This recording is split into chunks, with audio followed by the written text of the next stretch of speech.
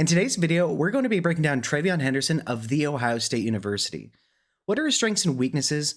How is he best utilized at the NFL level? Where do we think he ranks among his contemporaries in the 25 rookie class? And finally, what do we think we can expect out of him in fantasy? Watch to the end of this video, and you just might be surprised where he grades among the 25 rookie class. TreVeyon Henderson is listed as 5'10", 208 pounds, and I think both the height and the weight are reasonably accurate.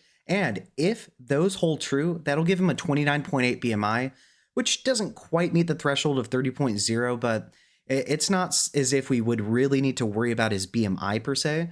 But I mention this because he did miss 5 games in 2022 with a broken bone in his foot and 3 games in 2023 with an undisclosed injury. And so he does have a little bit of an injury history despite not having, a ridiculously small frame or anything. Now, you'll also notice that he's 22 years and 2 months old right now. He is a true senior, but with running backs, it doesn't quite matter as much as it does with wide receivers in terms of needing to be an early declare. Running backs, we don't really care that much, and it's not like he's 30. He's only 22 years old, and he'll be 22 for the entirety of his rookie season. Now, when you take a look at his production, remember that, once again, he did miss 5 games in 2022 and 3 in 2023. So some of these statistics don't look quite as good as they might have, obviously, if he had played. But as a true freshman, he had a legendary season. On 183 rush attempts, he had 1,248 rushing yards, 6.8 to carry, 15 rushing touchdowns, and 1 fumble. Now, do we like fumbles? No. But look at his fumble history. That's right. He's only had 1 in his entire collegiate career. That is rare.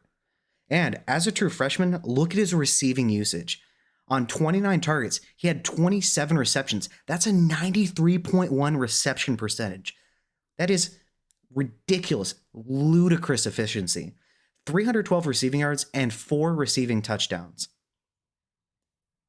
That is awesome. Now, we move on to his sophomore season. Once again, he did miss 5 games with that broken bone in his foot, but he put up 106 rush attempts, 576 rushing yards, 5.4 per carry, so that did dip quite a bit, and only 6 rushing touchdowns, but he didn't have a fumble, so we do like that. And once again, to contextualize it, he did miss a lot of time. His receiving usage did dip quite a bit, though. He went from 29 targets down to 6, 27 receptions down to 4, 312 receiving yards down to 28, and 4 receiving touchdowns down to 1. So definitely a dip in his production. Then he did come back in 2023 and had 156 rush attempts, 925 rushing yards.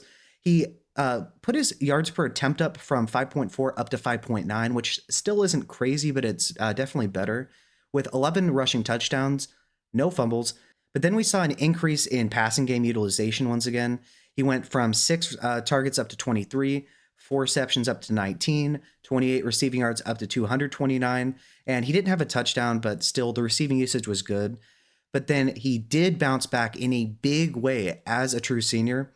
He went from 156 down to 145 rush attempts with the arrival of Quinshon Judkins, but he had 1,010 rushing yards, upping his yards per attempt from 5.9 up to 7.0.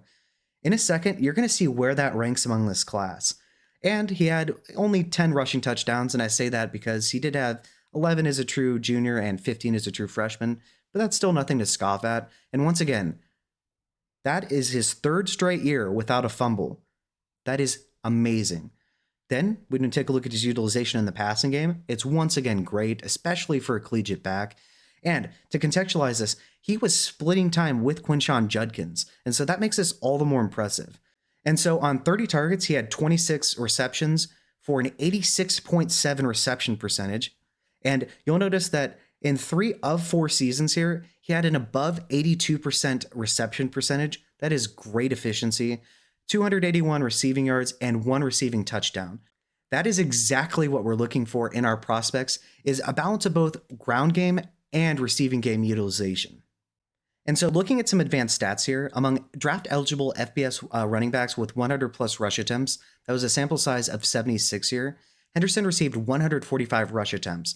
And now, you know how I mentioned just a second ago to pay attention to the yards per attempt? Well, among the sample size, his 7.0 yards per attempt was first. Look at his yak per attempt. His 4.43 are third. Looking at his breakaway run percentage, his 53.9% is 5th. His PFF rushing grade of 91.8 is 4th. His PFF receiving grade of 74.5 is 7th. Now, his yards per out run of 1.14 is 21st, but that's still pretty good. And his 108.9 elusiveness rating is 15th, so that's great as well. His missed tackles forced of 37 is tied for 32nd, but once again, to contextualize that, he was splitting reps with Quinshon Judkins, and so his total missed tackles forced wasn't the best, but he's incredible as a running back at making people miss. You'll see that in his grading later. Looking at his rushing yards per game, his 63.1 are great, considering he did that on 9.1 rushes per game.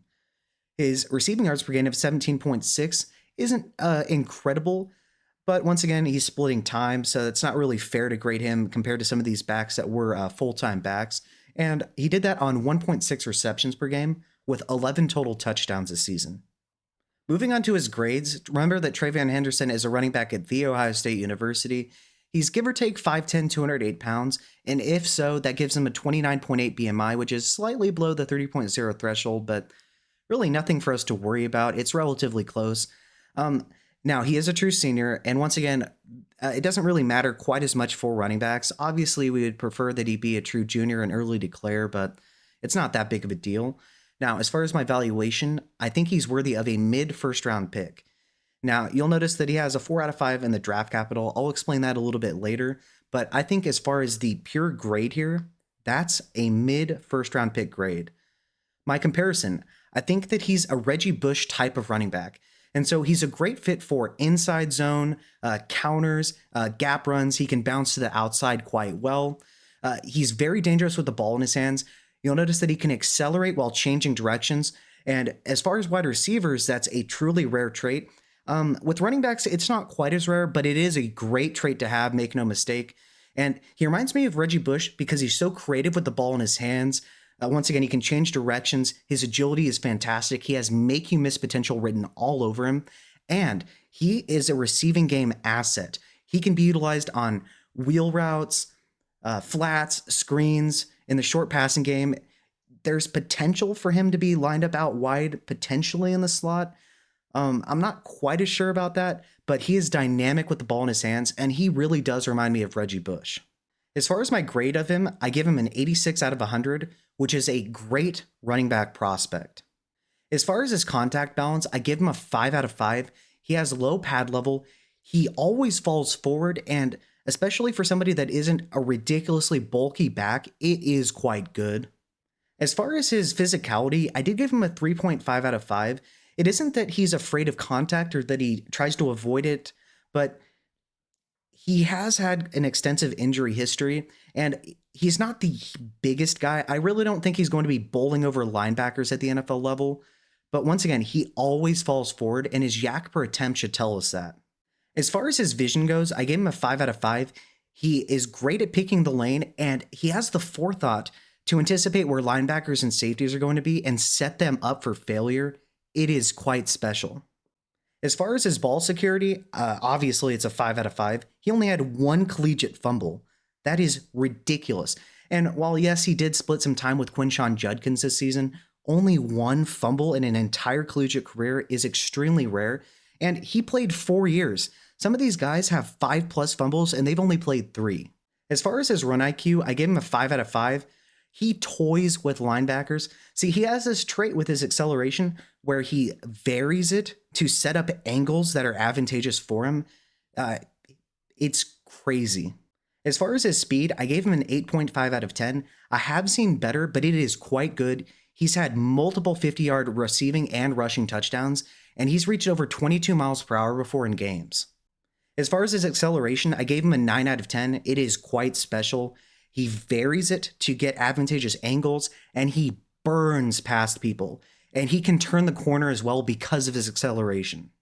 As far as his deceleration, it's a straight 5 out of 5. He has a special ability to set up defenders and use a hezzy move. It is quite good, and he is lethal in open space.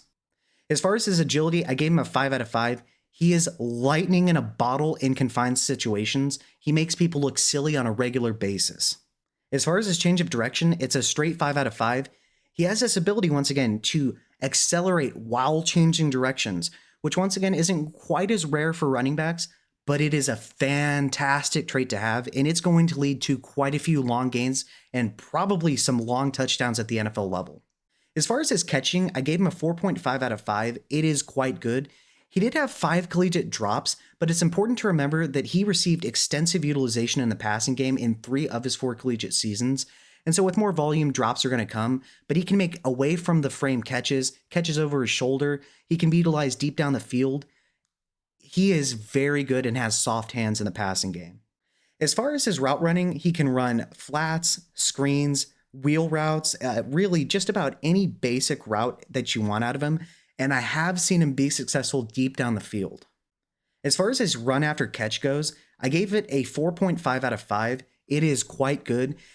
He doesn't really bring the power aspect per se. He does fall forward, but I don't think he's going to be trucking people at the NFL level. But in terms of immediately turning into the running back that you see after he receives a handoff, it's the same thing as a receiver. He's immediately lightning in a bottle. As far as his pass protection, I gave him a 4 out of 5. Now, it was really good at the collegiate level. I don't think he necessarily has the frame to be outstanding against bigger, more powerful pass rushers at the NFL level, but I don't think it's going to be a liability for the most part, and I do think he's going to be a 3-down back. As far as his dog factor, I did give him a 6 out of 10. Now, if it was just purely him being on the field, it would be a 10 out of 10, but he did miss 5 games in 2022 and 3 in 2023. And so I do think that durability could be a potential issue for him, especially if he receives a large workload at the NFL level. As far as his analytics go, I gave him a 3.5 out of 5. Once again, he missed some substantial time in 2022 and a little bit in 2023. But to be fair to him, he did receive a lot of passing game utilization in 3 of 4 collegiate seasons. But at the same time, he also only had 2 1,000-yard rushing campaigns as well. And as far as his projected draft capital, I gave him a 4 out of 5 because I think he's going to be a second-round pick. But once again, I think he's worthy of a mid-first round pick based on all of these factors combined. And I think he's going to be a special threat at the NFL level, both in the passing game and as a rusher. Now, in terms of my potential worries or limitations, is he durable enough to consistently stay healthy at the NFL level? Well, I think that's a valid concern. With running backs, there's probably going to be injury, with most of them. So take that with a grain of salt, but I do think that that is probably the biggest factor here, which speaks volumes about how talented he is. And my second thing is, can he hold up against larger and more powerful pass rushers and pass protection? I mentioned that a little bit ago in the pass protection section of this. It's not that he's not willing, and he's very good in pass protection. It's just being at 5'10", 208 pounds, I do think that there are some pass rushers that are going to be able to throw him back into the quarterback. And so while I do think that he's worthy of a first-round pick, I think he's going to receive second-round draft capital. And so I took a look at running backs drafted in the second round from 2020 to 2024. And so in 2020, we have DeAndre Swift, who was selected 35th overall. And so in 5 seasons, he's had 0 RB1 seasons and 5 RB2 seasons. That's a 0% RB1 hit rate, but a 100% RB2 hit rate. If you get that out of him, you'll be quite happy. Jonathan Taylor was the second running back selected in the 2020 NFL draft at 41 overall. I do think he should have been the first running back selected. But in 5 seasons, he's had 3 RB1 seasons, 0 RB2 seasons. And so that's a 60% RB1 hit rate and a 0% RB2 hit rate. In the 2 seasons in which he wasn't an RB1, he's dealt with extensive injuries. But I think if we get 3 RB1 seasons out of TreVeyon Henderson, we'll be quite happy. Cam Akers in the same draft was selected 52nd overall. In 5 seasons, he's neither been an RB1 nor an RB2, so that's a 0% hit rate across the board. He dealt with injuries, and so it's not really fair to him. I think he would have been a pretty good running back. I do think that Henderson is a better running back than him coming out, and I think he'll be selected a little bit earlier than Cam Akers. But once again, it really isn't Cam Akers' fault. It's not as if he wasn't talented. J.K. Dobbins selected in the same draft, 55th overall. In 5 seasons, he's had 0 RB1 seasons and 2 RB2 seasons. And so that's a 0% RB1 hit rate and a 40% RB2 hit rate. With Dobbins, just like Cam Akers, he's dealt with injuries extensively. And obviously, you'd hope you get better than 2 RB2 seasons out of TreVeyon Henderson after 5 seasons. But when J.K. Dobbins was healthy, he was really good. He just couldn't stay healthy. A.J. Dillon, same draft, selected 62nd overall. In 5 seasons, he's had 0 RB1 seasons and 1 RB2 season. That's a 0% RB1 hit rate and a 20% RB2 hit rate. I wasn't the biggest A.J. Dillon guy coming out. He really hasn't been that incredible. He was behind Aaron Jones. And so, yeah, he just, wasn't close to as talented as Jones. Javonte Williams was the only running back selected in the second round in 2021, 35th overall. In 4 seasons, he's had 0 RB1 seasons and 1 RB2 season. So that's a 0% RB1 hit rate and a 25% RB2 hit rate. He's just like with Dobbins and Cam Akers, has dealt with extensive injuries. And so it really sapped the explosiveness out of him. I think he would have been pretty good, but you definitely hope that you would get more out of Henderson than you got out of Williams. Breece Hall was selected 36th overall in the 2022 NFL draft. In 3 seasons, he's had an RB1 and an RB2 season. And so that's a 33% RB1 hit rate and a 33% RB2 hit rate. Now, one thing to factor here is during his rookie season, he suffered an ACL tear, so he missed a substantial amount of time. If you got production like Breece Hall has given us out of Henderson, you'd be quite happy. With Kenneth Walker, he was picked 41st overall in the same draft. In 3 seasons, he's not been an RB1 yet, but he's been an RB2 twice. And so that's a 0% RB1 hit rate and a 66% RB2 hit rate. He's dealt with some nagging injuries, but when he does play, he is really, really good. And in my opinion, he is one of the most talented rushers of the football. If you got the kind of production we've seen out of Walker with Henderson, you'd be reasonably happy with it as well, because when he plays, he's quite good. James Cook, 63rd overall in the same draft in 2022. In 3 seasons, he's had 2 RB1 seasons, 0 RB2 seasons, for a 66% RB1 hit rate and a 0% RB2 hit rate. It is important to remember that as a rookie, he didn't really receive any utilization, but the past 2 seasons, he's been an RB1, and he did score over 15 touchdowns this season in a high-powered Bills offense. You would be quite happy with this type of production out of Henderson. And in 2023, the only running back selected in the second round was Zach Charbonnet, picked 52nd overall. In 2 seasons, he's neither been an RB1 nor an RB2, so it's a 0% hit rate across the board.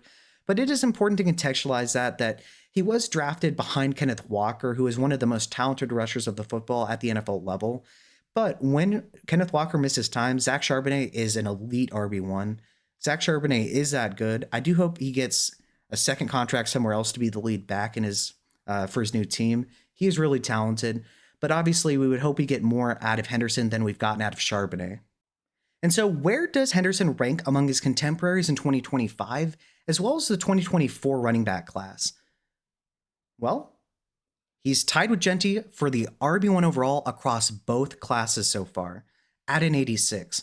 Remember, that is a great score for a running back prospect. I give Genti the nod because I don't have the same durability concerns with him, but as far as game-breaking ability, he is right up there.